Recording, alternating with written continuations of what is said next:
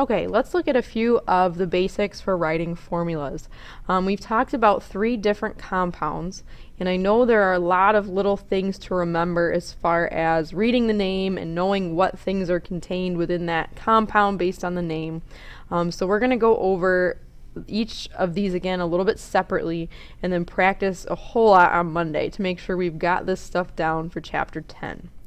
So, for ionic compounds, that's the first type of compound we talked about. That's typically a metal and a nonmetal. Okay, a covalent compound is a compound that's composed of a nonmetal and another nonmetal. And an acid, lastly, will typically have a hydrogen in it and will be bonded with some other type of nonmetal or polyatomic type of ion. A lot of times acids, sometimes you can think about them as ionic compounds as well, but they do have a different naming system. So let's go ahead and kind of refresh on ionic compounds. So if I read this name, this is magnesium chloride. I would look at my periodic table first, and that would tell me, all right, well, I have magnesium from the name, and magnesium is in group 2. If I want to make these two into a compound, I need to know the charge. So for magnesium, it's group 2, which means it will lose 2 electrons. So I have a +2 charge. Chloride is actually chlorine. Anything off of the periodic table typically ends in the word IDE. So that's a key thing you'll want to look for. That should be a red flag. A lot of times with this nomenclature stuff, you'll want to pick out subtle differences between each of the names, and that will kind of serve as certain check marks or red flags to you, meaning, hey, I have this situation that must mean this type of compound, or this is where it could be found. So what I would suggest is kind of making that checklist. Look at the different compounds and see what stands out to you as far as this is what I need to look for and this is what it could mean. So chloride is going to be chlorine off of the periodic table, and that is group 7, and that has a -1 charge because it will want to pick up an electron. So when you want to write the formula for ionic compounds, you have to be neutral. Okay, so when we want to be neutral, we have to have a 0 charge overall, meaning the amount of pluses on this side from the metal need to match up with the number of minuses on the other side for the nonmetal. So a shortcut to remember how many of each thing you need to balance is just to crisscross. So let's take the 2 and put it down here, and then the 1 will come down here. So my overall formula then will be MgCl2.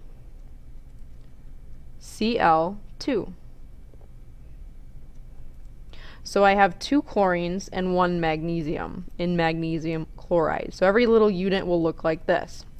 That would be my formula. So if I read this in a problem, I would have to think about, all right, magnesium bonding with chlorine, this is the formula for that. And we get that by crisscrossing. Now, some of those pesky transition metals will do some different things, and they won't always have the same charge. So you'll go ahead, and in the name, it will directly tell you the charge on that thing. And that will always be a Roman numeral. So when you see that, that's the charge. So this is iron 2, meaning it has a +2 charge. And then we have chloride, which again has a -1 charge, and that's the IDE that kind of replaces the ending to that word. So IDE again means off the periodic table. Okay, so now we have to make sure this is balanced because ionic compounds have to be neutral. That's a red flag for ionic compounds. Gotta balance. So here we have a +2 charge on the metal side and a -1 charge on the chlorine side. So again, crisscross, and that should get you balanced. So we'll put the 2 down here, and we'll put the 1 down here. Now, in this case, I actually have the same numbers that I crisscrossed. This could have been a 3 instead, up here on the iron. Iron can do 2 different things. So it depends on what's in those parentheses that'll change the numbers. So my final formula is going to be Fe. Remember, we don't need to put the 1 Those don't always have to be written. It is just assumed. But the 2 needs to be written next to the chlorine. So you have iron, 1 iron and 2 chlorines. And that's your final formula. So when you read this, you should think, all right, here's what I've got. Write that down and crisscross the charges. You have to make sure you balance. Okay, let's look at an example with something that's not off the periodic table. Let's look at something that's coming off of your polyatomic list. Now, the polyatomic ions are things you just kind of have to memorize. There is no system for how those are named other than a few differences between ate at the end of some and ite at the end of some others. The ate and the ite just differ by typically 1 oxygen atom. So that's the only type of real system that there is there. You kind of just have to memorize what goes with what. And most importantly, for ionic compounds, you have to memorize the charge. So let's go ahead and take a look at this name. I have copper 2 sulfate. Well, copper is a metal, and sulfate is something off of my polyatomic list. And I know that because this word, sulfate, does not end in "ide." It ends with something else, and that means it's coming off that list. So let's go ahead and write out our charges. So copper 2, with the Roman numerals here, has a +2 charge. Okay, sulfate is off the list, and that will tell you you've got SO4 2 minus. Okay, so let's go ahead and take a look. We're going to crisscross again to get what we need. So we're going to take this 2 and put it down here. And we're going to take this 2 and stick it down here. Here's where you want to be careful when you have something polyatomic. Remember, sulfate, this unit, SO4, is one thing. So I would suggest putting that in parentheses with the charge outside. So when you crisscross, you know you have 2 of this unit. You don't mix anything up with this extra little 4 that's written on the oxygen. So our final formula will be Cu2 in parentheses SO4 2. Now here, this is a sample formula. This is something that would technically be legal, but you won't commonly see written because this is a 2 and this is a 2.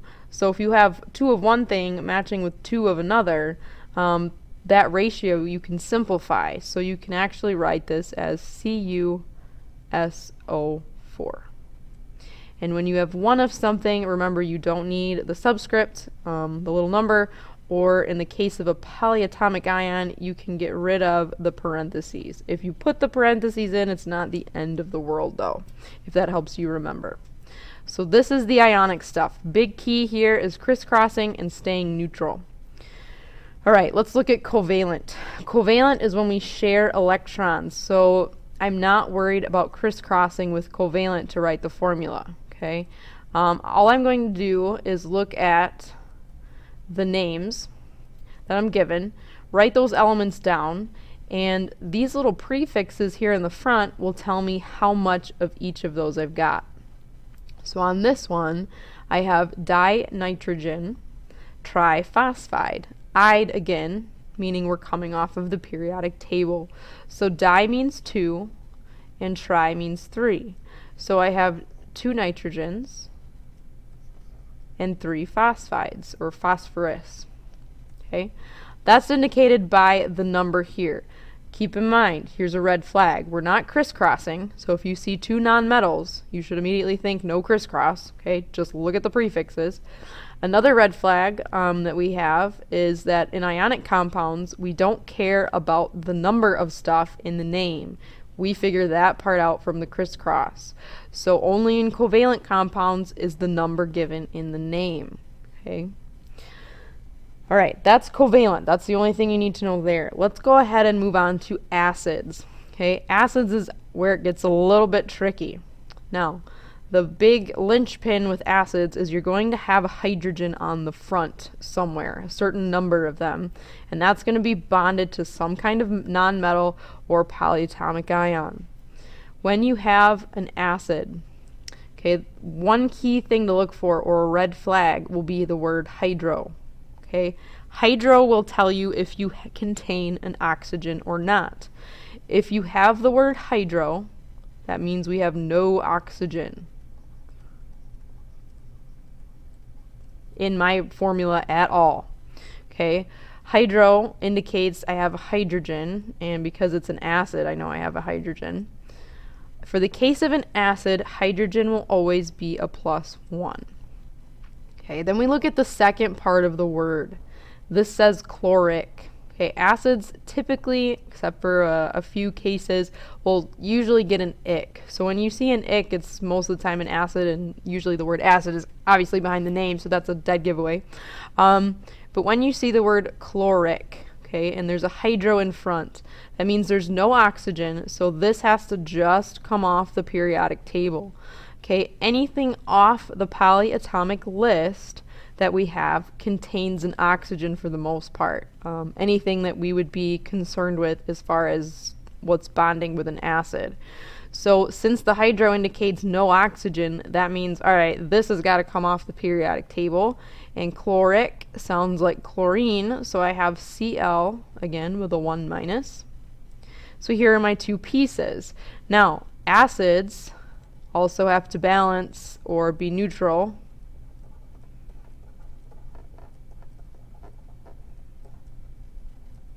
So we're going to crisscross. Whenever you need to be neutral, you crisscross to get the formula. So we're going to take the 1 and go down here, and this 1 and come down here.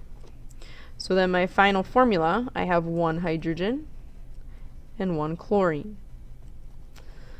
Let's look at an example where I do not have a hydro, and there's two cases that I have for that. So if there's a hydro, don't even look at the polyatomic list, go to the periodic table. If you do not see a hydro, you need to look at your polyatomic list. Okay? This means we have an oxygen. If there's no hydro. Somewhere I'm going to have an oxygen. So this word says phosphoric.